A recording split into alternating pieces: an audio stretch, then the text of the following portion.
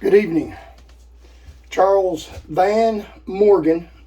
I'm doing this recording from my office here in Tennessee.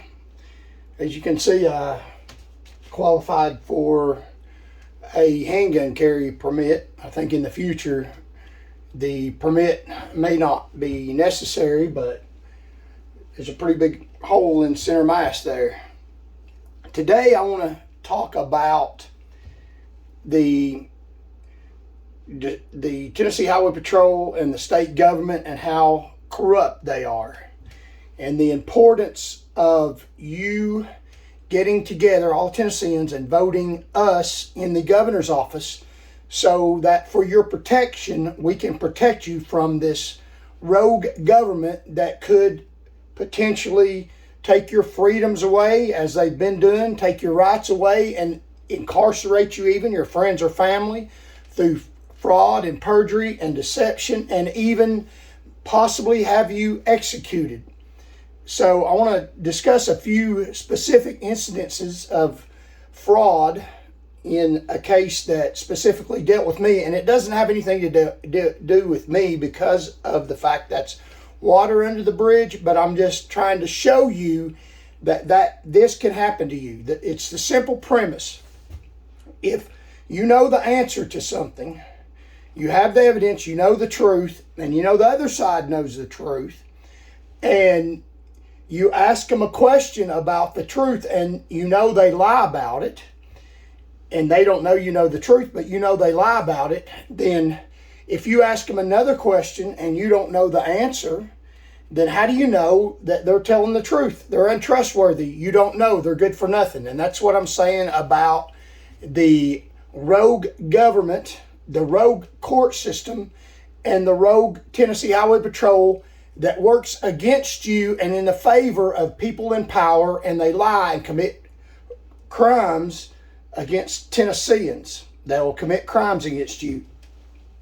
There's one specific incident when I was in a pursuit. At night, I lost sight of a vehicle. It wrecked off the road, and then I drove past the wreck because it wasn't visible as a wreck. The only thing I seen was the tail end of the vehicle. That was no damage to the tail end. There were no lights on the vehicle, and it appeared to me at the time, under the circumstances, caught out of the corner of my eye, as I testified in court, testified numerous times under oath, and it's never been disproven because it's true, that I thought it was a parked car and continued looking for the car that I thought was a wreck, or I didn't know there was a wreck at the time, for the car that was trying to outrun me, and for their own safety, for the safety of the public and my safety.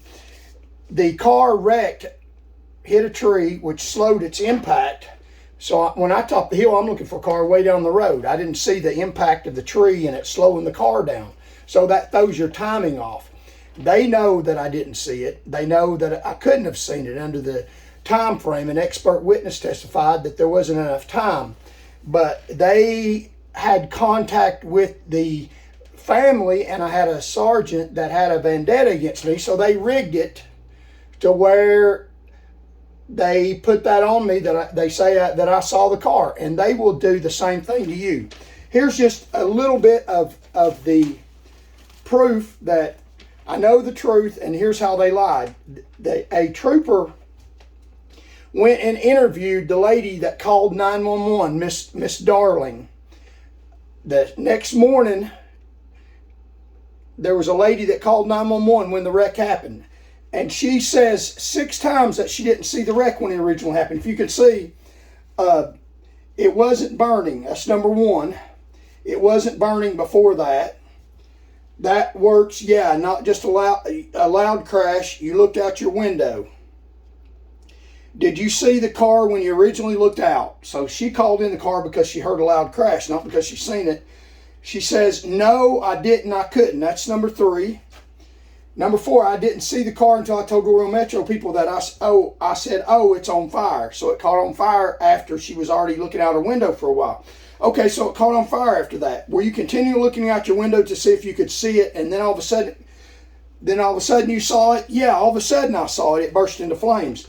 So you can see very clearly, did you see the car when you originally looked out? That's a simple question. No, I didn't. I couldn't. So she didn't see the car when she originally looked out. That's plain as day. And she says 6 times, all of a sudden it burst into flames. That it wasn't on fire when she looked out the window. She couldn't see it. 6 different times. So it's not a mistake. And then you see the trooper's report. The trooper wrote in his report, Exhibit 25002, interview of 911 caller. This is the 911 caller. A transcript of what she said. You see the 911 caller says, Trooper Van Morgan report narrative, second paragraph. And this is the trooper, the sergeant writing this report, not me, but it's involving this crash. It says, Miss Darling stated she heard a loud crash, looked out her bedroom window, and saw a vehicle had hit a tree. Miss Darling called 911 while she was watching the vehicle burst into flames. So that's not what happened, according to this narrative. And the trooper, this investigator is the one that took this report from this lady. Miss Darling says she heard a loud crash and looked out her bedroom window and saw a vehicle had hit a tree. According to the narrative very clearly says that, did you see the car when you originally looked out? Miss Darling said she heard a loud crash, looked out her bedroom window, saw a vehicle had hit a tree. No, I didn't. I couldn't. So he is misleading people to say that she looked out a window and saw a crash when he specifically asked her, did you see it when you originally looked out? He says no, but he indicates in her report that she did see it. See, that's fraud. The material fact indicates is how visible the car was. And fraud is misrepresenting material facts. So he knows that it is material how visible that car is. So he indicates in his report that she looked out the window and seen a crash. But that's not in accordance to the narrative of what was actually said by the witness. He misstates the witness and leaves small things out. And they did that throughout the whole case. So I know that the CERT team lies. The CERT team is CERT lies, what I call it. What it's called is a CIRT. It's the Critical Incident Response Team lie is what it is. It is the con en route to lie.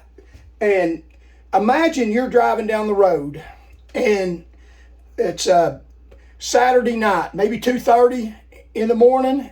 You just got from your friends or relatives' house, maybe your parents' house, and you're not in the influence, you're abiding by all the laws, and you're suddenly a person runs a red light and slams right into your side door, and the person ends up dead. It is obvious. Things like that happen all the time. You can look in the newspaper, and you think, well, this is sad, but it's not my fault. It's very sad. But the CERT team gets called out because it's involving a fatality, and they don't know what happened. And they determine at first, like they did in my case, that you did nothing wrong. The person ran the stop sign. But then all of a sudden, the colonel gets pressure. Maybe he gets pressure from the governor. Maybe he gets pressure from somebody in high places. And they say, my boy didn't run a stop sign. My boy was murdered by that person. And we're going to sue that person. So the CERT team starts changing narratives and leading people in a false way. If you don't think they'll do that, they did that in this case. I'm telling you, when I get in state government, I will clean up the public corruption. I intend to institute a special investigator's office for people in public service, for people in the government that violate the public trust, to look into situations they do and prosecute them to try to keep them honest, because they are not right now. And it could land you in prison or you could be executed. The judge said in his case under item 5 that the taillights were on the car. I should have seen it. You can see very clearly here there's no taillights on the car. So the judge even lied in his ruling. And he not only lied in his ruling, he violated the TCA code because he was supposed to put out the final ruling 30 days after the case was closed. He waited over the 30 days and put it specifically on St. Patrick's Day, a few days past what the Tennessee Code annotated allowed. See, they don't even have to obey any laws, but they hold you to an impossible standard. And they will do whatever they want to do. That's what power is about doing whatever you want to do, whenever you want to do it. And that's what they do. They're not honest people.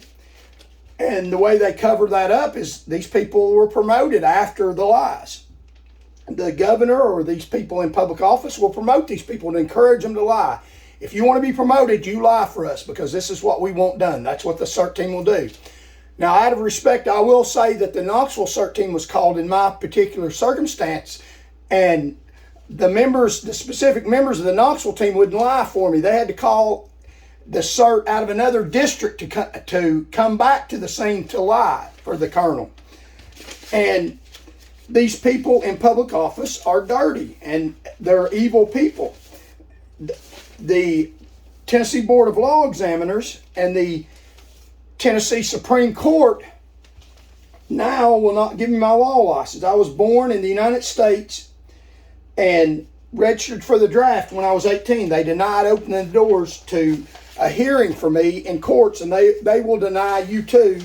But yet at the same time, they opened the courthouse doors to a lawyer born in Argentina that did not have enough education to qualify for a law degree because he was educated in a foreign country that wasn't the same as the United States. But one of the reasons why they gave him his law license is so that he can do great things for his own home country, Argentina, in the United States of America. I was registered for the draft like you, and I intended to do great things for Tennesseans in the United States of America in the state of Tennessee, but I cannot. And that is part of my reason for running for governor, because these people in public office, these small group of people that are corrupt, run the government. But I'm taking my case to Tennesseans and promising you that I will stop this type of thing from happening to you. These people that ruled against me in my law license, it's amazing, they're friends. I mean, you can see pictures of them here with the Supreme Court Justice. And they're friends, and they ruled against me because of their friendships. And Justice Clark picked a now convicted federal felon who turned down my law license while she was committing a admitted felony of dishonesty, although I committed no crime at all that they can point to.